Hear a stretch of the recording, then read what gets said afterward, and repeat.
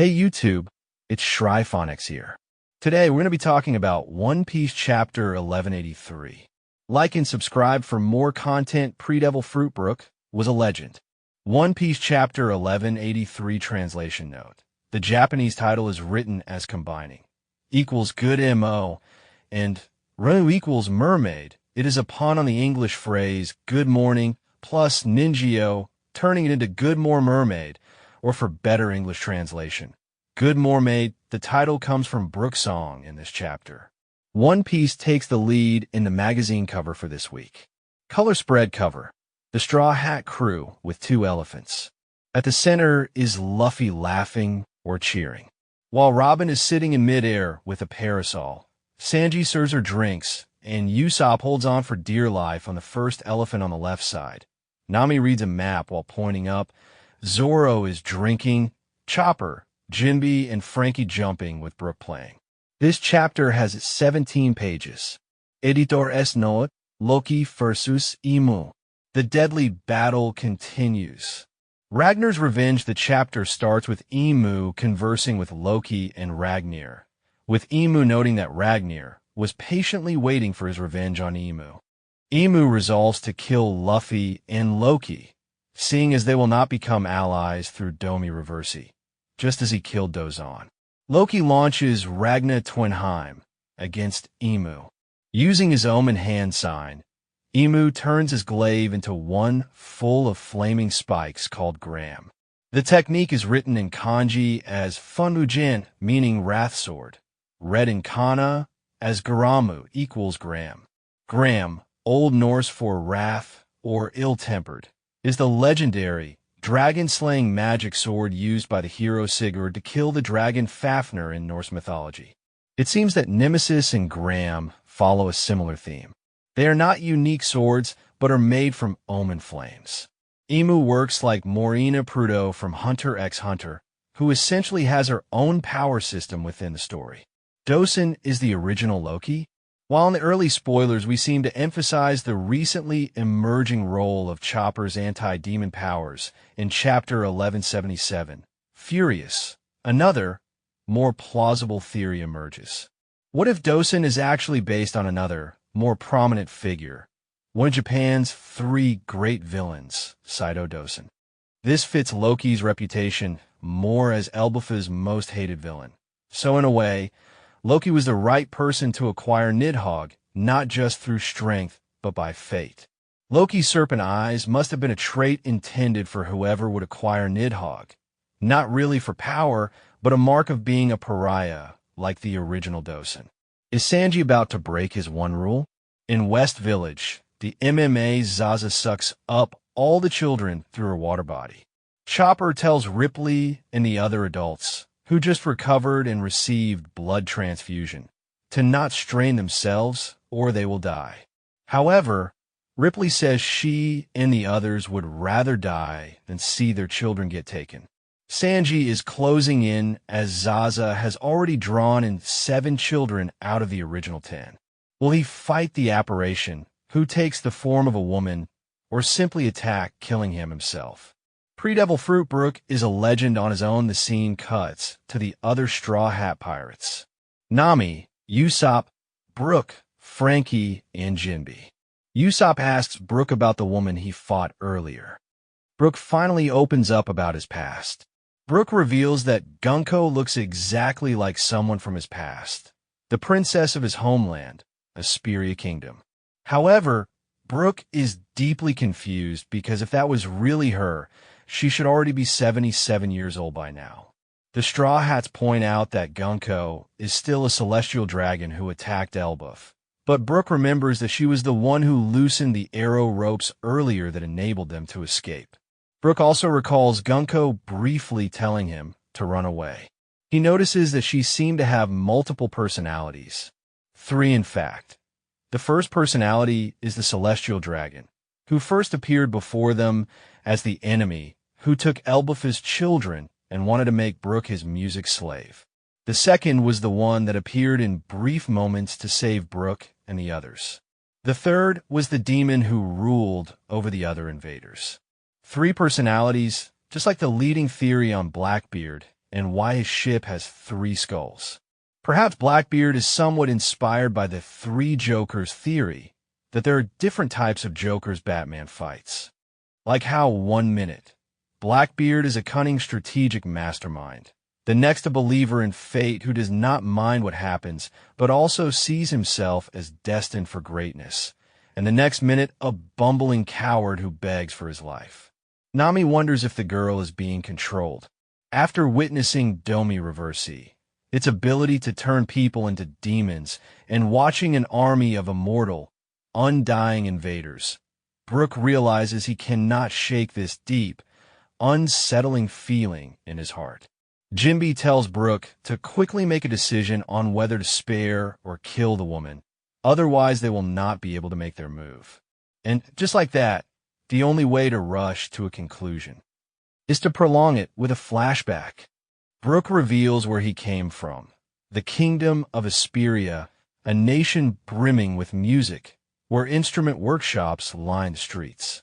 Brook's flashback begins 70 years ago, West Blue, 4 a.m., a 20-year-old Brook sings the song that defines this chapter's title.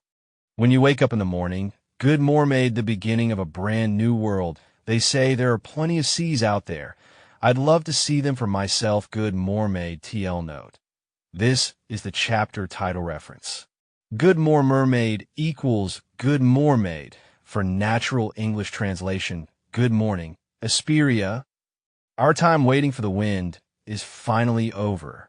Let's set sail again today, baby. The back streets, the harbor, the arena. Someday, I want to meet a sexy mermaid, one that can take your soul away, a bad ending, yo. That last line sounds like foreshadowing to his fate in Thriller Bark. Some of the citizens tell Brook to shut up and leave the battle convoy, while a young princess, Shuri, cheers and greets him. At the Asperia Kingdom barracks, we see Brook in action as its captain.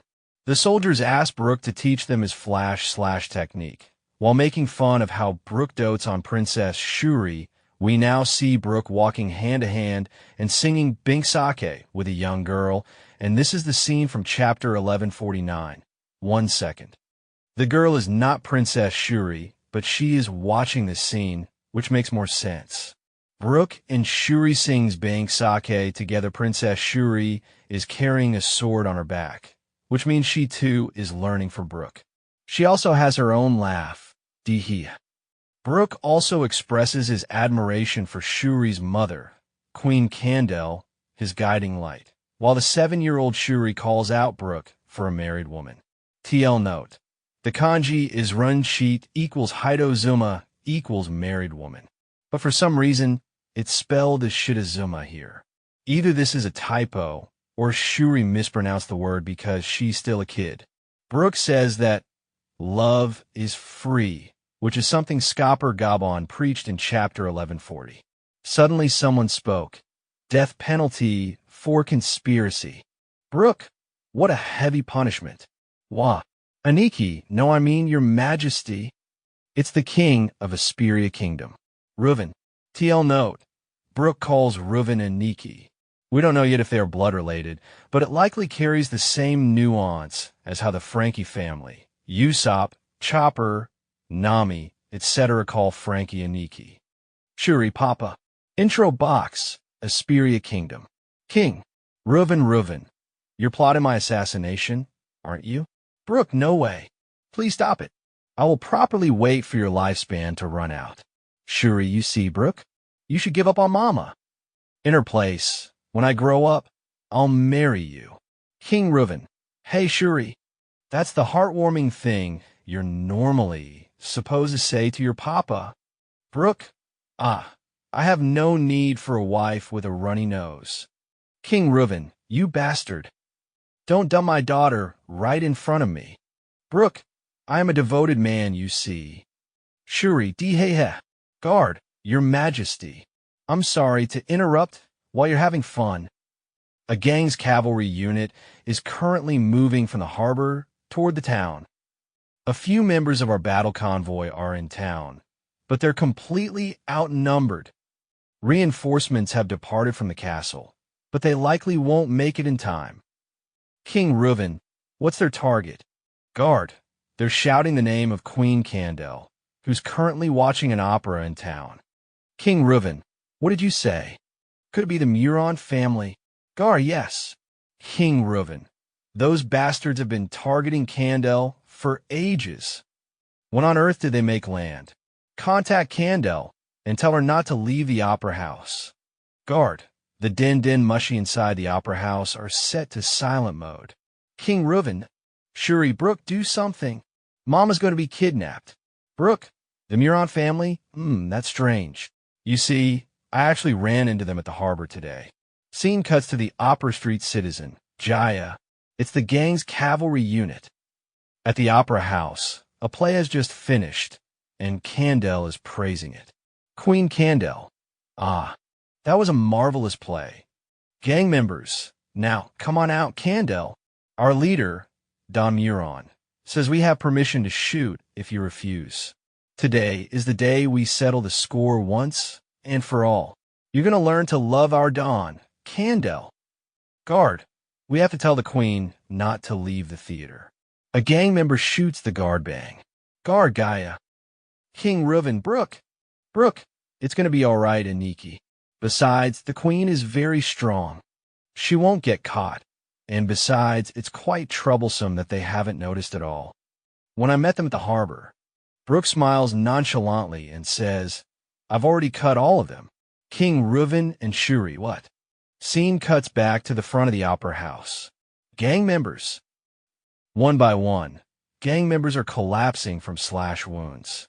All gang members are down on the ground, wincing. They were cut down by Brook's flash slash, the 3-verse humming, arrow notch slash. Is Cavendish a relative of Gunko? From the opera house, the Queen emerges the beautiful, surprisingly princely Candel. She breaks so many molds in Oda's typification of one-piece women. Candel is a beautiful woman with a more realistic, flatter chest, but with a kind, regal, and more princely face donned an elegant white outfit has come out the opera. She also somewhat resembles Cavendish, a handsome and highly sought-after prince who coincidentally has spiral eyes when he assumes his Hakubo personality. The issue is that it is possible that Candel has light blue hair like Gunko and the other Manmeyers. So this theory is still up in the air. Narrator, more than 70 years ago, there were 2 stars in the Hesperia Kingdom. One was the former leader of the battle convoy and the current queen of the kingdom, Candel. The other, though his music was poorly received, was a master of the flash slash so swift that those cut didn't even notice, the captain of the ambush squad, humming Brook. Narrator, during this time, the kingdom was at peace, and note, Brook in his younger days. Thank you for watching this video. Please like and subscribe for more content. ShryphonX out.